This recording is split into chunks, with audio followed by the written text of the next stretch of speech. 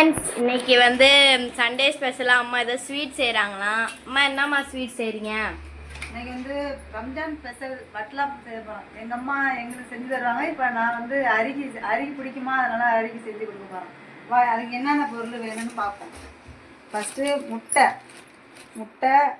15 முட்டை எடுத்துருக்கோம். தேங்காய் எண்ணெய், சீனி, தேங்காய் 1 முழுசாக வேணும். முந்திரி, திராட்சை, பொட்டுக்கடலை, கொஞ்சோண்டு உப்பு, ஏலக்காய். இதுதான் இதுக்குள்ளே தேவையான பொருள். வாங்க அம்மா செய்கிறாங்க, வாங்க பார்க்கலாம். ஃப்ரெண்ட்ஸ், அம்மா இப்போ வந்து அதுக்கு தேங்காய் திருவிட்டுருக்காங்க. எப்படி திருவுறாங்க பாருங்க.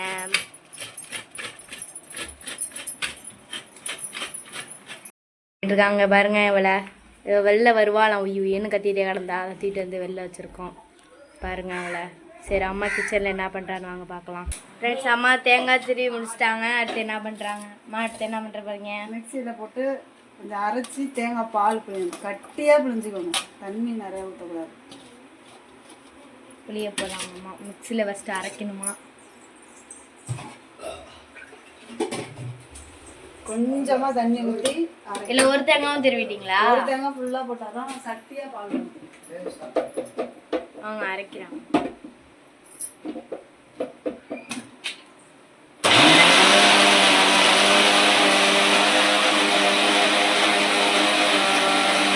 அரைச்சிட்டாங்க.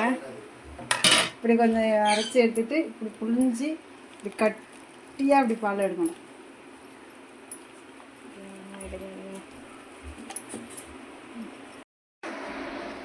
பாருங்க சேட்டையை பாருங்க, மீனு சேட்டைய பாருங்க. மீனுவை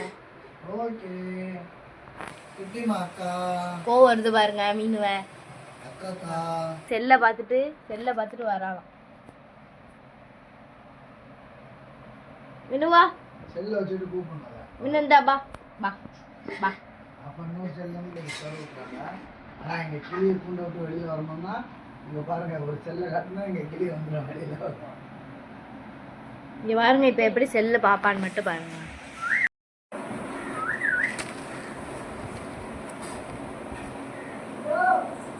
வேண்டா. இங்கே பாருங்க எவ்வளோ கோவம் இருக்குன்னு.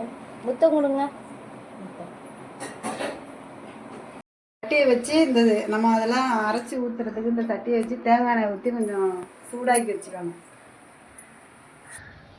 தேங்காய் நல்லா சூடானா இது ஒரு இவ்வளோ தான் தேங்காய் பால். ஒரு தேங்காய் நல்லா திக்காக மாதிரி கட்டியாக புழிஞ்சு வச்சுக்கணும். தண்ணியாக இருந்தால் நல்லா இருக்காது.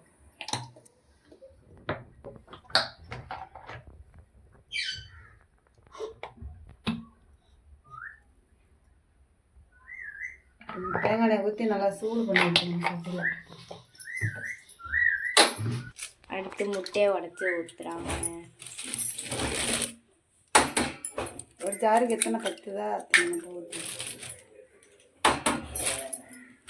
இதில் 8 முட்டை ஊற்றிட்டோம். அதுக்கு தக்கன பாதிக்கு சீனி போட்டுப்போம்.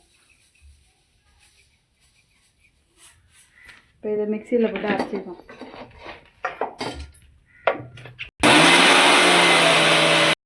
வச்சுருக்கோம்னா சட்டியில் சூடாக்கி அதில் வந்து நம்ம மிக்சியில் அரைச்சதை வந்து வடிகட்டியில் வடிக்கணும்.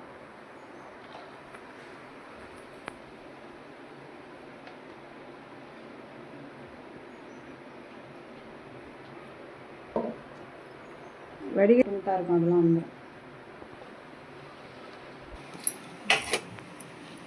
ஏலக்காயும் பொட்டுக்களையும் ஒன்றா போட்டு மிக்சியில் போட்டு கொஞ்சம் பொடியாக்கி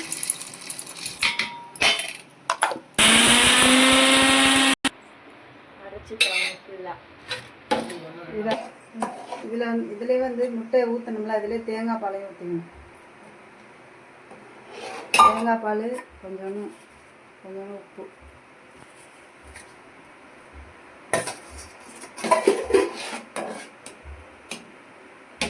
இப்போ அரைச்சோம்ல பொட்டுக்கடலை பொடி, இது மாதிரி அரைச்சிக்கணும். பொட்டுக்கல்லையும் ஏலக்காயும் அரைச்சிருக்கோம்.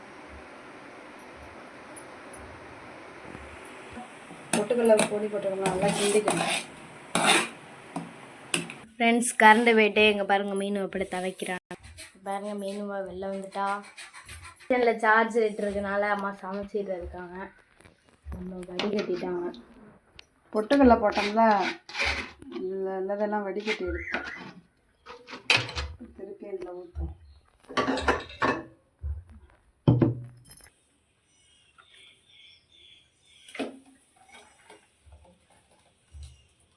இட்லி சட்டி வச்சு இந்த தண்ணி ஊற்றி வச்சுருக்கான்.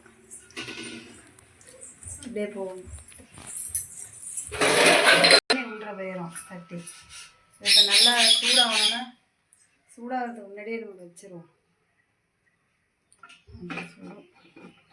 வச்சு மூடி வச்சுருவோம். ஒரு அரை மணி நேரம் மூடி வைப்போம். இப்போ முந்திரி திராட்சையெல்லாம் வதக்க போகிறோம். தேங்காய் எண்ணெய் வச்சு எல்லாமே தேங்காய் எண்ணெய் தான். தேங்காய் எண்ணெய் தான் எல்லாமே. வேறு குழம்பு எண்ணெயெல்லாம் ஊற்றக்கூடாது. தேங்காய் எண்ணெய் மட்டும்தான் ஊற்றணும். முந்திரி போட்டுக்கணும்.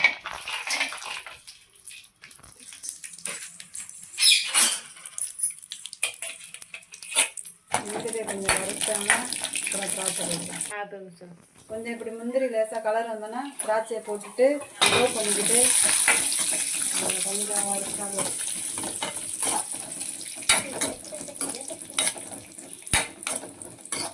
இது மாதிரி திராட்சை பலூன் மாதிரி வந்தோன்னா அடுப்பு ஆஃப் பண்ணிப்போம். இந்த மாதிரி இருக்கும். இதை வெந்துட்டோடனே பார்க்கலாம். இது சட்டி உள்ளே வச்சதுக்கப்புறம் இந்த மாதிரி ஒரு தட்டு போட்டு மூடிக்கணும். இல்லாட்டி இதில் உள்ள வேறு தண்ணியெல்லாம் உள்ளே வடியும். இது போட்டால் வடியாமல் இருக்கும். ஃப்ரெண்ட்ஸ் 1 மணி நேரம் கழிச்சு இப்போதான் வெந்திருக்கு ஃப்ரெண்ட்ஸ். இதில் பாதி ஊற்றுனதுக்கு அப்புறம் தான் முந்திரி திராட்சை பாதியில் போனால் அது ஏற்கனவே காமிக்கலை.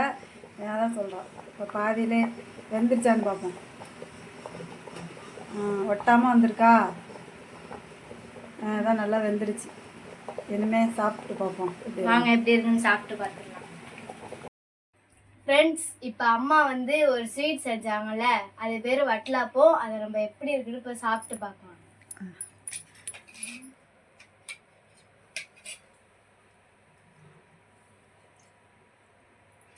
நல்லா இருக்காம அது? நல்லா இருக்கு. ஃபுல்லாக முட்டை தான். முட்டை டேஸ்ட் தான் நம்மளுக்கு வரும். இதில் அரி நல்லா இருக்கா? செம்மையா இருக்கு. அரிக்கு தான் ரொம்ப பிடிக்கும். செய்வாங்க எங்க பாட்டி. அதனால எங்களுக்கு முன்னாடி சாப்பிட்டு பழக்கம் இருக்கு. இதுவும் நல்லா தான் இருக்கு. அம்மா செஞ்சிருக்காங்க ஃபர்ஸ்ட் டைம் சாப்பிட்றோம். சூப்பரா இருக்கு. ஃப்ரெண்ட்ஸ் இந்த வீடியோ பிடிச்சிருந்தா லைக் பண்ணி ஷேர் பண்ணி சப்ஸ்கிரைப் பண்ணி கமெண்ட் பண்ணுங்க. பாய்.